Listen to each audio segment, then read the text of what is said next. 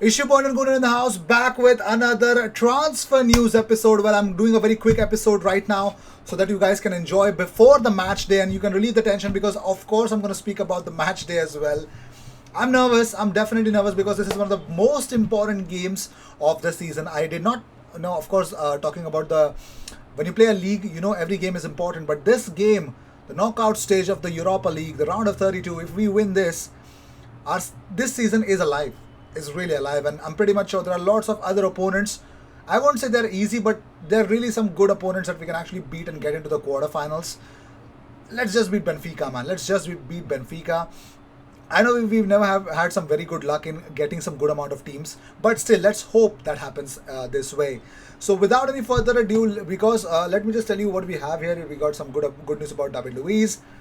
News about David Luiz. I won't say good or bad news because it's a mixed response to some Arsenal fans about his behavior at Arsenal. Also, we're going to talk about Jack Grealish, of course. The thumbnail you've seen, of course, 61 million. Is that the price tag of Jack Grealish? It's down by a lot. So, is that going to be possible? Let's see. We're going to discuss and delve into the opportunities like that. So, let's just jump. The first news that we have is about David Luiz, who is urged to make Arsenal transfer decision. This is a story by Josh Charles. So, David Luiz, we all know that he sees his contract at Arsenal expire at the end of the season, and he's been urged to return to Benfica now. How does that happen? Because we know that he has entered the final months of his deal at the Emirates Stadium, and as reported by Football London this month, that discussions regarding an extension has not taken place at all. And David Luiz, as such, the Brazilian international looks set to leave the club on a free transfer and would love to end his long association with English football. Yes, he had said earlier that let's see what happens. I remember that when he left Benfica, I'm sorry, what? Okay. So while it remains to be seen where Luis ends up, former Portugal international Nuno Gomes has urged him to return to Benfica. I'm sorry. So Nuno Gomes wants him to go back to Benfica. He says, "Let's see what happens." I remember that when he left Benfica, he was very well adapted to Portugal in terms of his career on the pitch and his social life off the pitch. He was like a Portuguese already in terms of his way of life and culture. He struggled a little bit to leave because he was doing very well and was very well settled here, but the offer that he received, he could not refuse. But he always said that one day he wanted to return. I don't know if it will be possible or not, but I would love it to happen. So Nuno Gomes would love it to happen. The 33-year-old began his career in South America with Vitoria before moving to Benfica in 2007, initially on loan and then signing permanently with a 4-year stint with the club. During this stint with the club, Luis lifted one league title as well as 3 domestic cups before moving to Chelsea in 2011. Now, he had a remarkable career with Benfica. Also he had actually called the Benfica manager or sporting director, if I remember. Before Arsenal provided him a contract extension this season, or rather, he was given a contract extension. Before that, he was the last season. I'm sorry. He was provided a contract extension, and David Luiz was considering his future as to he would want to go back to Benfica, but their sporting I think yes it was the sporting manager. So their sporting manager just said, you know what, I think you have some years left. You can earn more in England, and he just urged him to stay back. That's why and all the Arsenal fans lost it on him, truly so. But moving on, so let's talk about the next guy. It's Jack Grealish. His true transfer value has been revealed as Edu learns how much Arsenal must offer to Aston Villa if they are to sign Jack Grealish. Now, Arsenal fans have regularly clamoured for the Aston Villa captain to be brought to the Emirates Stadium. Well, things looks like that because Arsenal fans are dreaming of seeing Jack Grealish in the summer transfer window, and Arsenal fans have regularly made it clear that Jack Grealish is a player. He's good. I mean, England international has been an integral part of Dean Smith's side to re-establish himself. He has contributed 6 goals and 10 assists in 22 Premier League appearances this term, and yes, he's leading by example. He's the captain. Those performances for club and country, alongside the fact that he has a close relationship with Bukayo Saka, has regularly seen fans push for the signing to take place. And as we all know that what happened with Nicola Pepe, £72 million is what Arsenal had paid for him.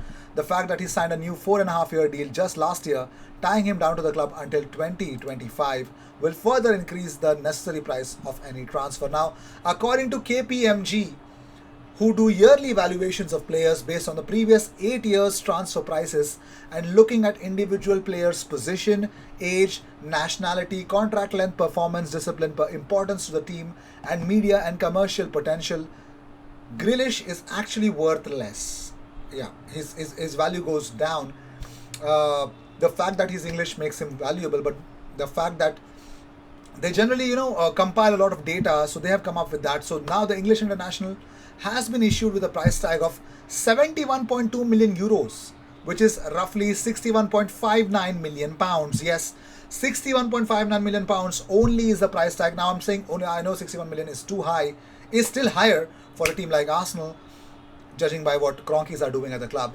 But the right point is that Grealish, he was easily worth 100 million if you were seeking him a year earlier. So, and he's ranked 40th in the standings of most valuable players. 40. Yes, number 40. While that is said to be Grealish's true value, such an offer from Arsenal would likely to be met with a chorus of laughter at Villa Park. Should Arsenal really want Grealish, they should have to submit a proposal worth significantly more to even attempt Villa into a sale. Is that the right price for Jack Grealish? I mean, 61 million pounds is roughly the figure, is the baseline for a player. I'm pretty much sure Villa would want to seek more. I mean, minimum 75 to 80 million is what they would want to seek at this day and age, because of the pandemic, which has literally crippled a lot of clubs, including Arsenal, because we've been in a cut down mode. I mean, the crackdown on the jobs has been superb. Yes, the downsizing of Arsenal is what you can say, has been unreal. We've seen a lot of clubs, a lot of people leaving. Jerry Key leaving. The top of I had his name at the top of my mind. All right. So is 61 million pounds and or more the right bid for Jack Grealish? Let me know in the comments what do you guys feel about it. So talking about Pierre-Emerick Aubameyang. So Aubameyang has opened up about the miss that happened. Yes, he wants to talk about it. You know what happened in the first leg? Yes, he wants to talk about it. He says, I missed a couple of chances in the first leg last week. I should have scored and that would have put us in a stronger position for this game. But we have another 90 minutes to play tonight and get the job done. Now, Aubameyang, you just can't, hang him, for that miss. But yes, you got to sympathize at times with the player. He also further goes on saying that it was in the Champions League knockout stages against Benfica, when he was playing for Dortmund actually, and I had a bad game in the first leg. I didn't just miss a penalty, I missed all of my chances that first game. And then in the end, I scored 3 goals at home in the second leg to send us through. That's what happened. Benfica were put under the bus, and Aubameyang came back in the second leg, scored a hat-trick at home, and destroyed Benfica and threw them away from the Champions League. So he's done it before against the same team. Do you think he can do that again? I'm sure the fact that how rigid their defense is, I think Arsenal cut open their defense a lot of time. So I'm pretty much sure that Aubameyang can do it. I just see him starting as a central striker tonight. He needs another chance, and I'm pretty much sure he's going to redeem himself. Not long ago, he got a hat-trick against Leeds, so yeah, I still believe in him. Moving on, so Xhaka has spoken about Pepe. He says, Pepe is very important for us. He has the quality. He looks very good on the left. If I'm being honest, I've only seen him on the right, but it's important to know that players who can play in both positions. He made the difference in the last few weeks. Also talking about his future, yes, Xhaka has opened up about his future as well. Everyone knows my contract after this season is 2 seasons more. I'm very happy at the moment at this club. Let's see what happens. Well, Xhaka, one of the most improved players, I would want to say that. But would you give another contract for Granit Xhaka, or rather you'd want to say to me, you know what, IG, shut up. We'll talk about it in the summer transfer window if we need to talk about it. But moving on, yeah, that is definitely a big topic for discussion. But Xhaka also says that it is not a surprise. I am playing under every coach. That means I'm doing something good. I think I'm a team player. I don't look a lot at myself. I'm not selfish. I try to help the team. I try to help the staff to be an example for the young guys we have. Of course, Granit Xhaka. No. Let's exclude the red card against Crystal. Oh, sorry. Whom did he get red card against? Burnley, I'm sorry.